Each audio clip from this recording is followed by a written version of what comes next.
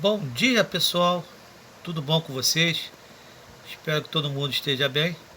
E vamos dar início à nossa aula aqui, Educandário São Jerônimo, turma, nono ano do ensino fundamental, matéria Geografia, professor Daniel, e daremos início à nossa revisão. E para começar nossa revisão, começaremos com o estudo da população, pessoal.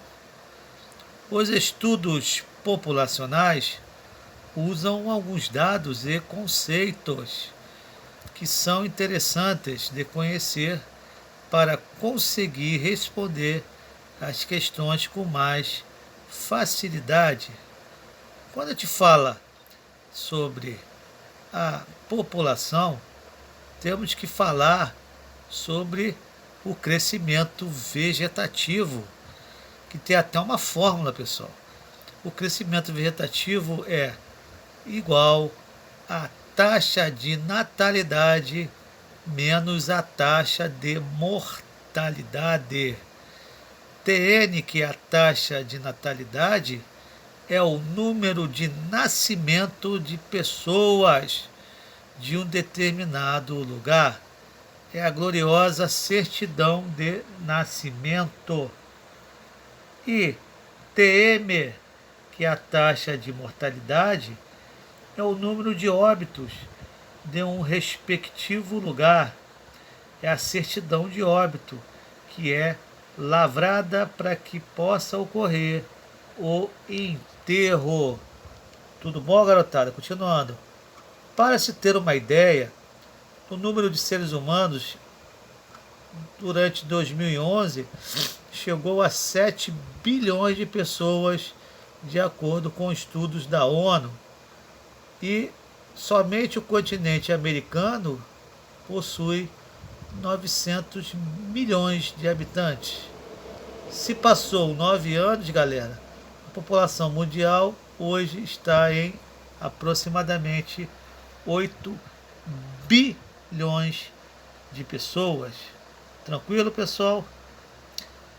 Se alguma questão, se alguma questão perguntar, por exemplo, a população absoluta do Brasil, o que é a população absoluta, pessoal? É o número total de habitantes de um lugar. Então, a população absoluta do Brasil hoje está dentro do patamar de 203 milhões de habitantes. Agora, se ele quiser saber a população relativa do país, o que é a população relativa, pessoal?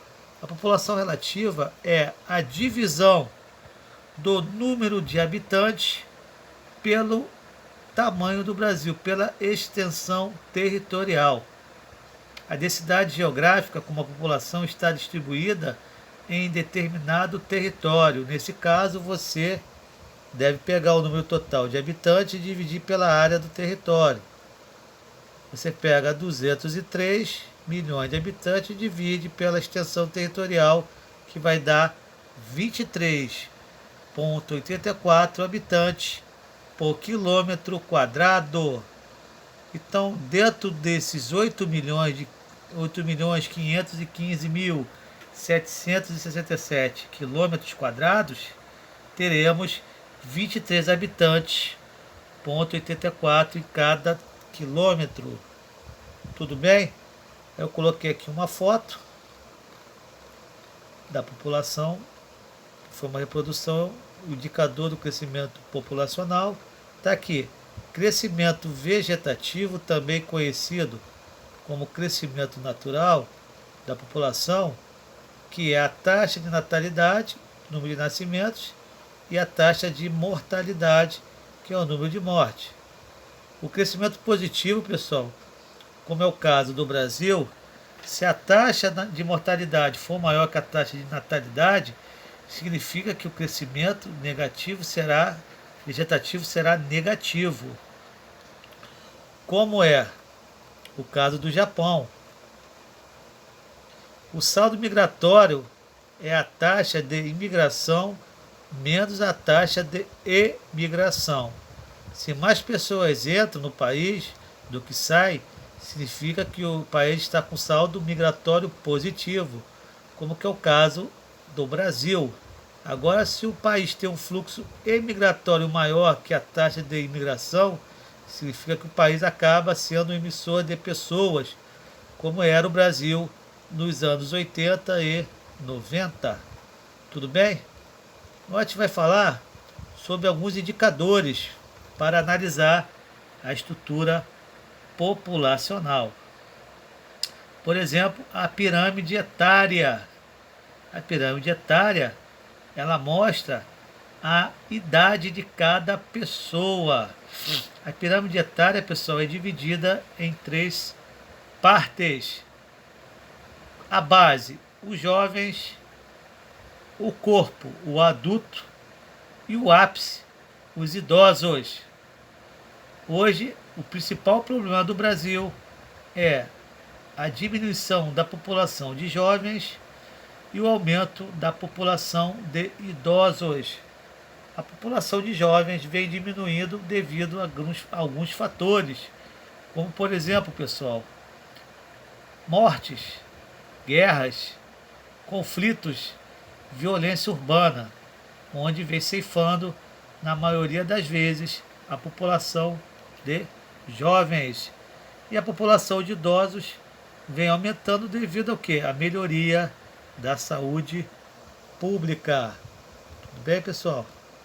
Por meio desses gráficos, fica mais fácil perceber o nível de desenvolvimento econômico e a distribuição populacional com relação à existência de mais jovens ou idosos, por exemplo. Isso ajuda também a identificar a expectativa de vida, o planejamento familiar, entre outros.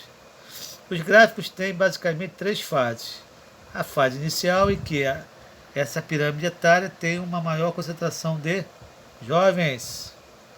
A fase de transição, aquela que o número de adultos começa a se tornar mais do que a de jovens. E a fase madura, quando você tem um número maior de pessoas mais avançadas, mais idosas. Agora temos os indicadores socioeconômicos. Por exemplo, nós temos a PEA, População Economicamente Ativa. Esse conceito diz a respeito às pessoas que estão habilitadas para trabalhar, estando ela empregada ou desempregada. Algumas instituições usam como critério para definir a população ativa uma pessoa a partir dos 15 anos, já que aos 14 anos você pode ser aprendiz e aos 16 já pode ter vínculo empregatício. A população ativa, nós sabemos que existe o desemprego. Ele possui 5 tipos de desemprego. Nós temos o desemprego estrutural, que está relacionado à condição socioeconômica, o que vem acontecendo no Brasil com o advento do coronavírus. O desemprego tecnológico, quando você tem a modernização de empresas, quando você troca a mão de obra braçal pela mão de obra de robôs. Você tem também o que? Você tem o desemprego conjuntural, que é uma questão passageira e cíclica, como uma crise econômica. Nós temos a redução de carga horária, temos diminuição de salários para que não haja o que? O desemprego. O desemprego temporário, onde as pessoas trabalham por semestre, e o desemprego friccional, quando a pessoa fica desempregada durante um tempo porque ela vai mudar de emprego. Temos também a questão da informalidade. O que é informalidade? Seria as pessoas que trabalham por conta própria. O exemplo mais prático são os camelôs. Vamos falar também sobre o IDH. O IDH é o Índice de Desenvolvimento Humano. Ele vai avaliar as condições de educação, saúde e renda de algumas regiões ou países. Em função desses indicadores, você pode dizer se determinado país tem o desenvolvimento humano maior ou menor. Por exemplo, temos alguns exemplos. Temos a Noruega, que é o primeiro. O Brasil está no número 79. E a República do Níger apresenta o IDH baixo. Um IDH alto, um IDH médio e um IDH bem baixo. Tá bom, pessoal? Espero que vocês tenham gostado.